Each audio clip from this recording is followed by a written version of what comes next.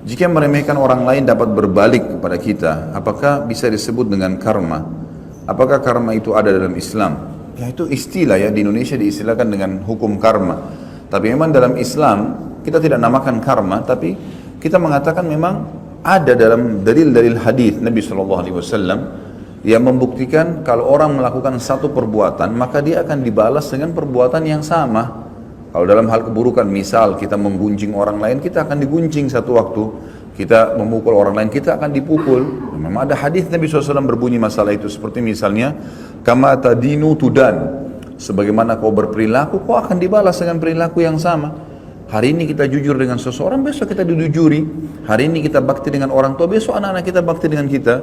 Kita setia dan dengan tulus dengan pasangan, Allah juga akan menjadikan pasangan kita seperti itu.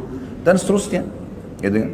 Juga sabda Nabi SAW, al-jaza min jinsil amal, balasan akan datang sesuai dengan kadar perbuatan seseorang. Juga hadis Nabi SAW yang lain cukup banyak berhubungan dengan masalah ini.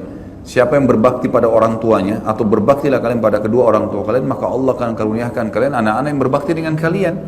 Dan jagalah kesucian, kehormatan, kemaluan kalian, maka juga Allah akan jaga kesucian, kehormatan, kemaluan pasangan kalian. Itu dalam syariat. Tapi tidak pernah kita temukan ada istilah karma, ya. Saya tidak tahu ini di Indonesia digunakan apakah seperti itu, persis seperti hadis-hadis kita sampaikan. Kalau iya, maka kita mengatakan hadis Nabi SAW. Kita bukan mengatakan istilah itu. Berarti dia yang sesuai dengan hadis Nabi, gitu kan? Bukan hadis Nabi yang menyesuaikan dengan istilah-istilah yang ada. Apakah ada doa yang dicontohkan oleh Rasulullah SAW untuk menghindarkan diri dari sifat ujub dan menyakiti sesama makhluk? Tentu saja secara khusus lafaz saya sekarang tidak teringat terus terang, tetapi kita dianjurkan untuk memohon kepada Allah SWT agar dihilangkan dari sifat sombong, ya, sifat merendahkan orang lain, seperti tadi saya katakan sifat syamata yang membuat ada doa Nabi SAW agar dilindungi dari syamatatil a'da, dari kesombongan yang diarahkan kepada musuh sehingga musuh mengalahkan kita, dan seterusnya, gitu kan. Sampai para sahabat itu kalau mereka melihat di dalam benteng musuh sudah mulai mereka mencaci maki Allah, mencaci maki Rasulullah SAW, mencaci maki Islam, maka mereka sudah mengatakan, maka mereka saling mengatakan berita gembira, kalian sebentar lagi akan menang. Karena mereka sudah mencaci maki Allah, mencaci maki Rasulullah, berarti akan ada respon yang sama, balasan dari Sang Pencipta Allah.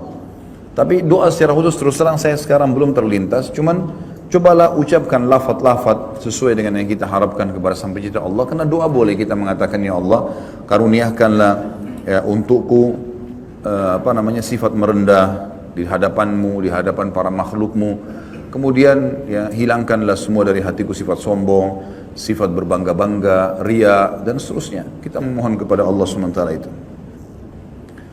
Bagaimana kiat-kiat untuk mengatasi sifat ujub dan sombong?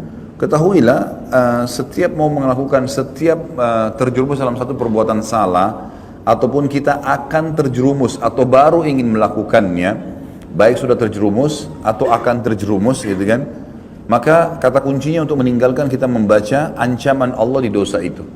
Seperti masalah sombong, apa sih ancaman Allah? Oh ternyata kata Nabi SAW, sombong itu siapapun dalam hatinya ada seperti biji sawi dari kesombongan tidak akan mencium bau surga. Berarti mencium surga tidak akan terjadi, apalagi masuk ke dalamnya. Ada ancaman. Coba baca 5-6 hadis tentang hal yang berhubungan dengan masalah ini. Sama dengan ujub. Ujub itu membangga-banggakan amal, bisa menghancurkan amal pahala. Lalu untuk apa kita sholat malam teman-teman sekalian? Untuk apa kita sedekah? Untuk apa baca Quran kalau kita hanya untuk berbangga-bangga di hadapan manusia?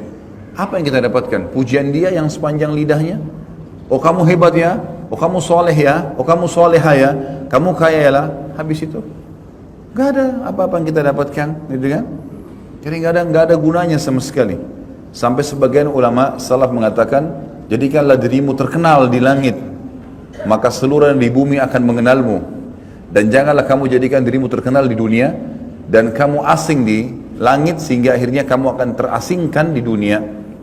Jadi memang kita harus bagaimana menjaga hubungan dengan Sang Pencipta Allah Subhanahu Wa Taala, insya Allah, dan memahami bahwasanya sifat-sifat buruk ini dinilai buruk oleh Sang Pencipta, dan kita baca ancaman-ancamannya, insya Allah kita akan tinggalkan.